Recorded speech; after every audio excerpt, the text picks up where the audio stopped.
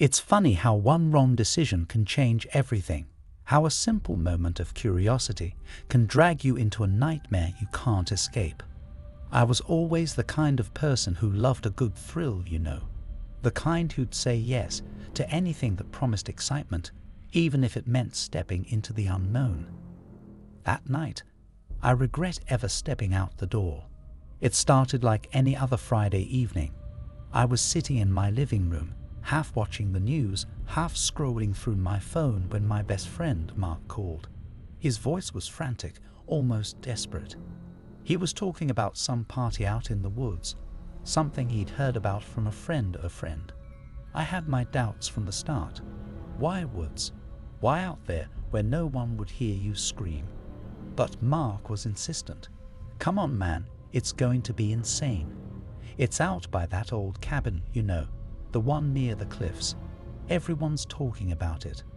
I didn't really know what to think. The cabin out in the woods was a place people avoided. Local legend said strange things had happened there. Stories about people disappearing, hearing voices in the trees, shadows moving when there was no wind. But Mark wasn't the type to believe in superstitions. He had a way of convincing you, no matter how wild or ridiculous his ideas were. And that night, I was in the mood for something a little crazy. So I grabbed my jacket, told myself I was just going to check it out, and drove to meet him. The road to the cabin was long and winding, barely lit by the dim headlights of my car. The trees seemed to lean in closer the further we drove, their shadows stretching across the road like dark fingers, reaching for us. Mark's car was already parked by the side of the road when I pulled up. The sound of music and voices floated from the cabin up ahead, but something felt off. There was an eerie quiet, a stillness that didn't match the usual energy of a party. I shook it off. Maybe I was just being paranoid. I walked up to the porch, and Mark opened the door before I even had a chance to knock. Finally, I was starting to think you'd chicken out, he said, a wide grin on his face. I didn't respond immediately. There was something strange about the air inside the cabin. The usual party vibe was gone. The people inside were different. They weren't talking or laughing. No one was dancing or even really moving. The room felt too quiet, the kind of quiet that presses against your ears, making your skin crawl. "Hey, what's going on?" I asked, trying to shake off the uneasy feeling. Mark noticed it too, but he just shrugged. "Probably just a little weird atmosphere, you know. It's nothing. Just come in and hang out." I followed him into the cabin, and as soon as I stepped over the threshold, I felt it. A coldness that made my breath catch in my chest. The room was dimly lit, only a few candles flickering in the corners. The people in the room stared at us as we entered, their faces unreadable. They looked almost out of place, like they didn't belong here, like they were waiting for something or someone. Mark grabbed my arm and led me to the back of the room, where a small group of people were gathered. They were all standing around a table, their eyes glued to a large, old-fashioned wooden box in the center. I couldn't see what was inside it, but the way everyone was staring made me uneasy. "What is that?" I asked. "It's just some old ritual thing they do," Mark said, waving it off like it was no big deal. You know, part of the fun. I wasn't so sure. The air felt thick, oppressive, as if the walls themselves were closing in on us. But I didn't want to be that guy, the one who freaks out and ruins everyone's good time. So I stayed quiet, grabbed a drink, and tried to focus on something, anything, to keep my mind off the strange feeling that was creeping over me. Then it happened. One of the people at the table, a tall woman with dark eyes, stood up suddenly, her face pale and gaunt. She looked disturbed. "We shouldn't have done it," she whispered, her voice trembling. "Done what?" someone asked, but no one could get a clear answer. Before anyone could respond, the door slammed shut behind me with a force so violent that the walls rattled. The music stopped. The entire room fell into a suffocating silence. And in that moment, I realized something I had been refusing to acknowledge. I was trapped. I turned to Mark, trying to read his face. He was pale now, his eyes wide with fear.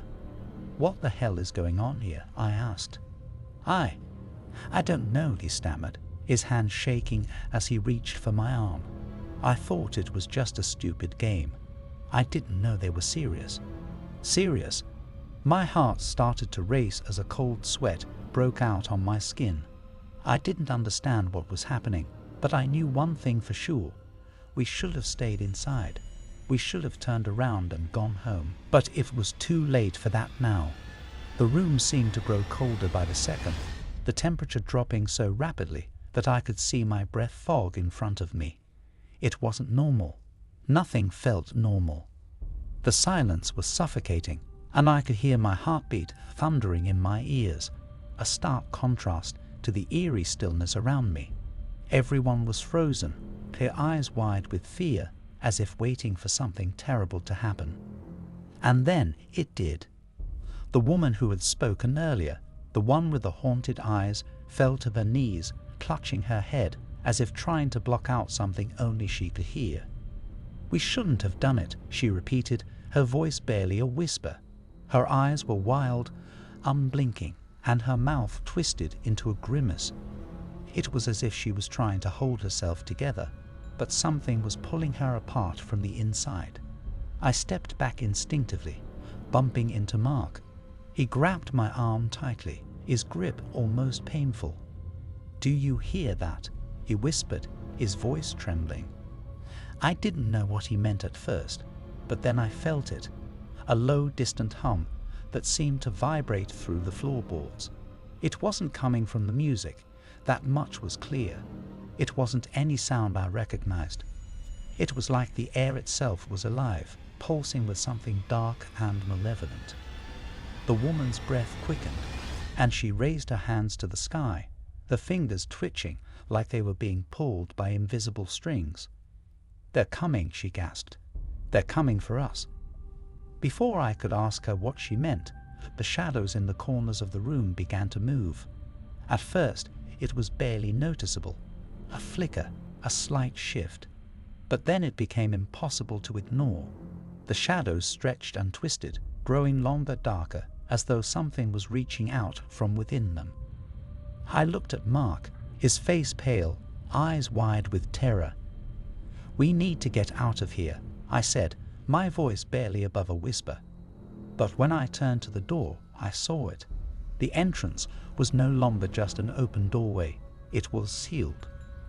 The wooden door was covered in what looked like scratches, deep gashes that were too jagged and uneven to be made by anything human. The air was thick with the smell of decay, and the walls seemed to close in around us. There was no escape. "Let me out," I shouted, banging on the door, but it didn't budge. It didn't even tremble. It was as if the room itself was holding us hostage, and the more I fought, the tighter the walls seemed to press against me. I turned back to Mark, panic rising in my chest. "What the hell is happening?" Mark didn't answer. He was staring at the table where the wooden box sat. The people gathered around it were no longer standing still. Their heads had turned in unison, like marionettes on strings, their gazes fixed on the box with an intensity I couldn't understand. Their lips were moving, but I couldn't hear anything. It was as though the room had swallowed every sound, leaving only the hum of that awful energy. The woman on the floor was sobbing now, her face contorted in agony. "It's too late," she whispered through gritted teeth. "We opened it. We summoned them." I didn't know what she was talking about. What had they opened? What was she talking about? I turned to the box, curiosity getting the better of me, and that was the worst decision I could have made. I stepped closer to the table, my body trembling as I reached out for the box. Something pulled at me from within, a strange magnetic force, like the box was calling me.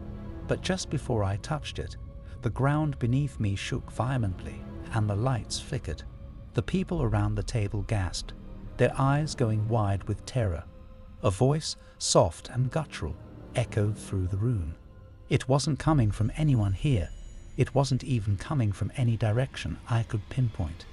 It seemed to come from everywhere and nowhere at once. You shouldn't have come. You shouldn't have opened the door. I froze. The voice was wrong, like it didn't belong in this world. It felt ancient, like it had been waiting here for centuries, hidden beneath the earth and stone. My heart pounded in my chest as the voice whispered again. Now you will pay the price. A sudden rush of cold air whipped through the room, and the shadows in the corners of the cabin grew even darker, consuming everything in their path. The people at the table were no longer human. Their eyes were pitch black, their faces twisted in unnatural ways. The woman on the floor, who had been begging for mercy, was now eerily silent, her body contorting in ways no human body should. Then the lights went out. For a brief moment, there was only darkness, a thick, suffocating void where nothing could be seen or heard. I couldn't breathe.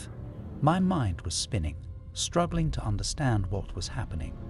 But in the blackness, I could feel it, something ancient, something powerful, moving through the room like a predator stalking its prey. I heard Mark's voice, but it was distorted, like he was far away, as though he was speaking from the depths of some horrible abyss. Please, we have to get out. Now. I grabbed his arm, but when I touched him, I felt it. His skin was ice cold, his body trembling violently. It wasn't him.